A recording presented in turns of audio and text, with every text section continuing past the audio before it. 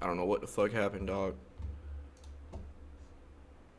Music has been the pillar that's held up society and human connection for centuries. If I couldn't wake up and listen to my old Kanye tracks at the gym, or MJ tracks, and in my head think I'm sounding like... Hot take. Kanye not even that good, bro. I ain't gonna lie, bro. I be listening to Kanye's old songs. I mean, they good, but they're not like as amazing as people make it seem. Like niggas literally will like say Kanye is better than YB or Kanye is better than Cardi, and I heavily disagree with that statement. You feel what I'm saying? Like, new or old Kanye is not better than neither one of them artists. Literally, bro. And that's not even for the clip. That's genuinely what I think, bro. him, but I sound completely nothing like him, then I probably wouldn't be as productive in my days. And from the 2000s to 2010s, every year it felt like we had a certain music era going on. It felt special, like you could point out what genre was popping and what the media was focusing on. Now we probably have the most music ever recorded in human history, so you would think it'd feel way more special. But if anything, it's the opposite now. And a lot of people have been talking about it this year. It's felt like it's only gotten worse every year. One genre that's probably facing its worst fall off ever is rap. And to me, since rap is the type of music I listen to the most, I feel very much qualified to talk about this. Anyone who was there for the prime SoundCloud rapper time from 2016 to 2020 already knows how much is diminished. In a weird way, it was actually a community back then. The wave at that time seems unreal compared to now, because I swear every week you'd have a brand new rapper pop up with a #1 song. And you'd have the Lyrical Lemonade video to go with it. We was eating good in that time. Nah, facts, bro. Literally in 2019,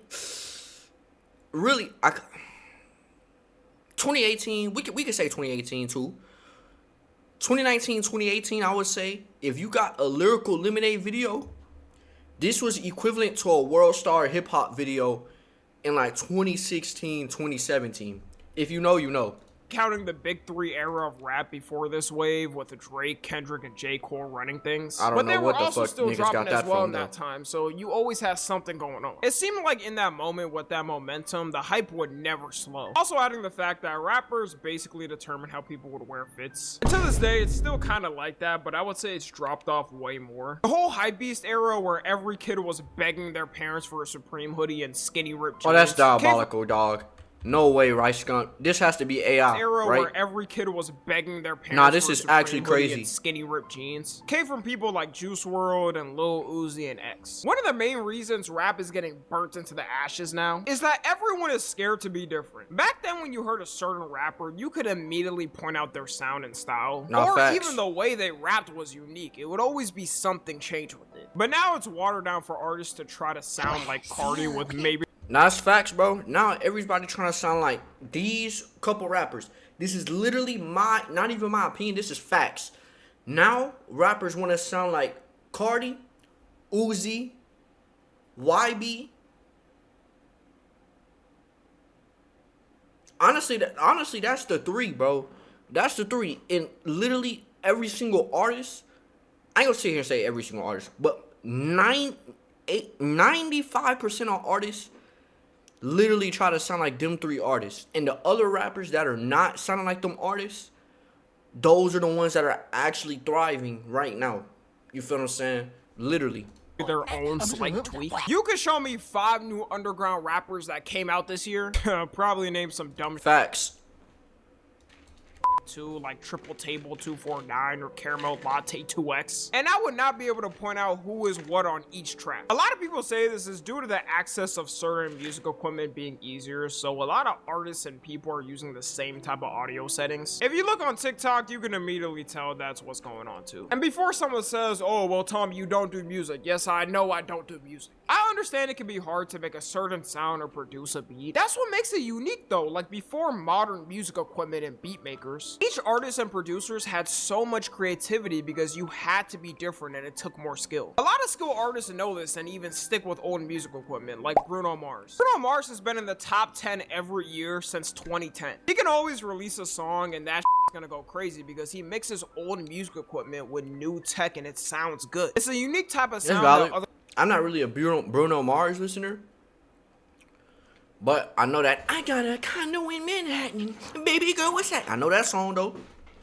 artists don't have, and that's why people like it. A lot of new age rappers now either don't have the skills to do that or don't care to learn. There's a reason why someone like Kanye is so timeless, because he's mastered that craft and can transition between generations. And past 2020, that's probably the reason why male rappers started to fall off, but female rappers started to trend, because at least they were more unique with it, but there ended up being one problem. Women started getting tired of hearing every rapper talking about throwing it back and rapping about cooch. Also, the biggest female rapper who basically put it on is now completely coked out and crazy. So that era dwindled by pretty quickly, and now we're at a stalemate. As of 2026 so far, you don't really have a new rapper that's popping up and taking the year by storm. The last rapper I truly remember popping off in the mainstream was probably Ice Spice, and that was 2023 to 2024. Also, nah, I mean, as for female artists, I think Lotto and Glorilla is the best female artist. Ice Spice is trash. Yeah, I agree. people are now realizing they don't really care to go to rap artist shows because most of the time it's overpriced as f.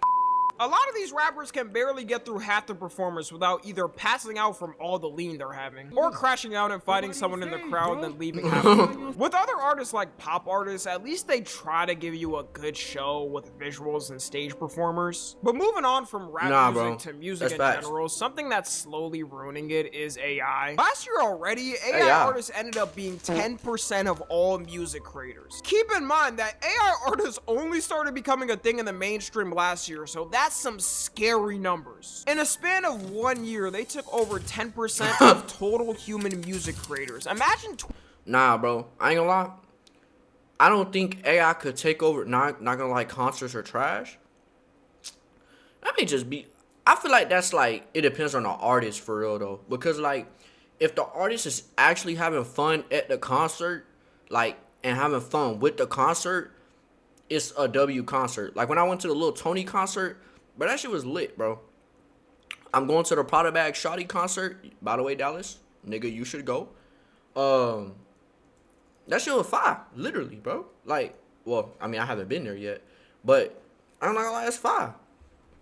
Like when I go to a Prada Bag Shawty concert, I'm gonna stream that shit on TikTok if I can't stream it on Twitch. 20 or 30 years. And you may be thinking, I don't listen to it and would never, so I'm good. Well, you might want to double check because you might have by accident. Yes, you may have been assaulted by an AI song and did not know. On TikTok since 2025, there's been multiple song trends that went viral that turned out to be AI. One of the biggest trends was a song called I Run by an artist named Haven. I can't play it here due to copyright, but I guarantee at least 90% of y'all probably heard this song on a TikTok. I personally don't know how people like it. It sounds spiritually Israeli to me, but it did blow. I thought you watched this already. Nah. Don't ever put the allegation on my name. You feel what I'm saying? I will never fake a reaction a day in my life. The song has 2.1 million videos made to it just for reference. And when people started complaining, streaming platforms sniped that shit off their platforms, but the damage was done. When people listen to these AI artists, it pushes out all other real artists that make Actually, I'll take this back.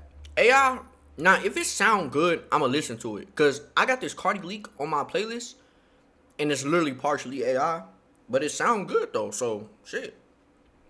Fuck it. Music out the algorithm, because these music platforms only boost what's trending. Even though a lot of the younger generations may not listen to these artists, older generations don't give a fuck. They either don't know it's AI or don't care because they think it sounds good and they don't really have a problem with it being AI. When the We Are Charlie Kirk song came out, some of them genuinely thought it was a real song and poetic. It also doesn't help that you'll have AI artists pull a Shadow Clone no Jutsu, pop up and steal a real artist's flow and release songs, because they can release unlimited songs, and you best believe they'll have fans who will listen to it. An AI artist last year named Jaymotionmade charted on the Billboard charts for the first time ever. I fully blame Gen X and Boomers for this because I know this was not Gen Z. I ain't never been in the car and my homie said turn on that Jaymotionmade. Yeah, if you're in my car and you turn on any AI music, just know we're not getting out that car and that shit's blown up. Believe it or not, she, or should I even call it a she, it's a robot. She signed for $3 million to Where'd the money go? Not gonna lie, shit, 3 million. Nigga, I might have to make an AI artist. a record label. Yes, the great morality of record labels. To the AI, how? How's it going to the AI? The AI can't spin it. Not gonna lie, chat. Don't be surprised if you see the Motion Made label sign 1,000,000 AIs. We drop we dropping to the person who made the girl. How do you know who made the girl though? Any nigga can just say, "Oh, that's my AI. That's my AI." There has to be like some type of like how. You feel me? How? Instead of record labels paying their artists a livable wage, they can just buy an AI artist to produce unlimited slop and profits for them. The hilarious thing is, this whole drought of music being dead could be solved by record labels and streaming platforms. A lot of these artists don't feel motivated to make music anymore, knowing they're not going to get paid good from it. Streaming platforms get their cut, then record labels get their cut, and artists get the crumb of that. Because of that, a lot of artists have transitioned to being content creators, because at least that will pay well. Oh, well, it should be for passion, not just profits. I thought that's what art's all about. Yeah, tell that shit to your landlord when you're 3 months late on rent and see what they say. It's simple science. While yes, the artists do love what they do, if they don't get paid fairly in a livable wage, they're gonna have to significantly drop the amount they do. And you can only tour so much in the year to make money, with that not even being a guarantee you'll make enough to survive. So they're dropping a candy. best bet a lot of times is doing content and maybe streaming to at least have some income to survive. And the last thing I want to talk about is concert pricing. You know how everybody says, oh man, this next summer about to be so lit, we about to be out going to concerts, this 2026 summer gonna go crazy. Yeah, it's the exact opposite this year. We are staying inside for 2026 summer. You're better off navigating the American healthcare system than getting a normal price concert ticket in 2026. And that's why I'm going to the Prada Bag Charlie concert. The shit ain't too expensive. Shit was $25, $27. Valid. Actually, bro, I actually can't wait to go to that concert, bro. I got a yurt wearing them at spot. Yurt wearing them at spot. Yurt wearing them at spot. I got a yurt wearing them at spot. Long ago, I remember when I was in high school that people I'm not would a new chat gen. with their homies and talk about whatever artist is performing in town. And everyone would save up working their fast food jobs to scrape enough to be able to go to the concert and vibe at it. That was before 2020. That dream is definitely dead now. At minimum for mid-tier artists, you're now paying like $200 for some seats. Every artist for some reason think when touring they're at the level of Michael Jackson to charge absurd prices. They would probably make more too if they price it normally and not insane. I also think this is a direct correlation to why certain artists fall off. They start charging too much and people don't think it's worth it, which kills their momentum over time. If they were smart and know how simple business works, you charge the cheapest prices at the beginning to get people hooked, then slowly up it so the people you got hooked will keep coming. That's either simple business practices or drug dealer practices. I don't know who I got it from, but it's one of those things. It's not just the artists to blame too. It's obviously the ticket vendors as well, who have hands down ruined concerts and made them hell. I don't know if it's just me. I would 100% rather go to how they did it back then when you had to physically buy the ticket at a counter, then wait a week or two for whenever the concert was and use the ticket. At least you weren't getting ripped off by random fees and price raises. Ticketmaster is still the worst at it, and they were getting sued by the government, which started in 2020. But they getting sued? Nah, Ticketmaster do got some crazy ass prices. And SeatGeek. So people were cheering and happy, hoping a change could finally be done to the company. Hoping they could have this terrible company stop their practices and break up their monopoly. But it turns out when you transition presidential administrations, things change.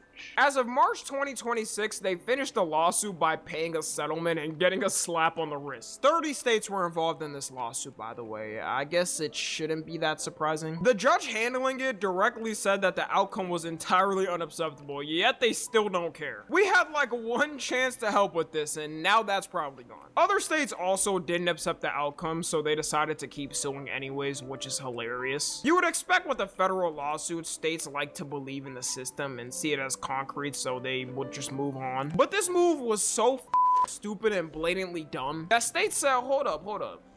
Nah, we ain't done. We run this back. I already talked about dynamic prices before, but that isn't helping also. It should 100% be an illegal practice. The scam is in the name. And a lot of artists also offer VIP packages for their concerts, which are complete cap or ripoffs. You have a normal ticket for like $150, but the VIP package is $500. And for the $500, it includes that you're closer to the stage and get a free food and beverage. Probably a preheated hot dog and warm Gatorade too. Ain't nobody want that. I don't understand why some artists offer these packages and they're not at the level to give something good. Anyways, that's gonna be all. Follow me on Twitter, Instagram, and TikTok. As always, I love you guys. Consent.